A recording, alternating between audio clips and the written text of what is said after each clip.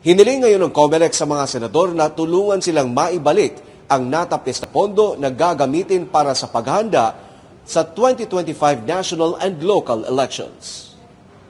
Sumala ngayong araw ng Huwebes ang Commission on Elections sa budget briefing sa Senado para sa taong 2024. Dito ay agad na nagpatulong si COMELEC Chairman Attorney George Erwin Garcia sa mga mambabatas na madagdagan ang kanilang pondo na nakalatag sa National Expenditure Program o NEP para sa 2024. Ayon kay Chairman, 44 billion pesos ang kanilang original na request na pondo. Pero sa 2024 NEP ay higit kumulang 27 bilyong piso na lamang ang nakalaan sa kanila. Tinatayang nasa 17 bilyong piso ang natapyas. Sinabi naman ni Chairman Garcia na malaking bahagi ng natapyas sa pondo ay nakalaan sana para sa paghanda sa 2025 national and local elections.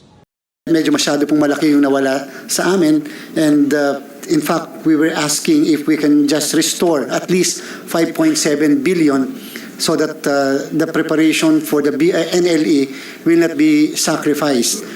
Okay na po yung tinanggalan din po kami kasi, Madam Chair, sa proposed NEP ng budget para sa IT. No IT equipments whatsoever. No construction of COMELEC field offices whatsoever.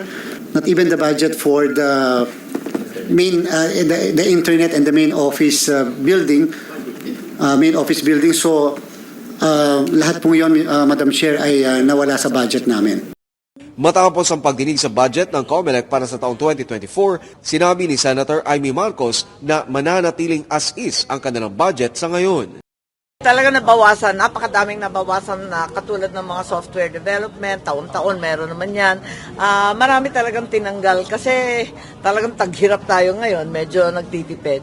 Pero nilinaw ni Senator Amy, chairperson ng Senate Committee on Electoral Reforms, na mayroon pa itong pag-asa na mabago hanggat hindi pa ito natatapos sa BICAM Committee. Tignan natin, alam naman natin na hanggang, ano ba tawag doon, post-micro BICAM, may pag-asa pa. Mula dito sa Senado, para sa Diyos at Pilipinas kong mahal, Troy Gomez nag-uulat, SMNI News.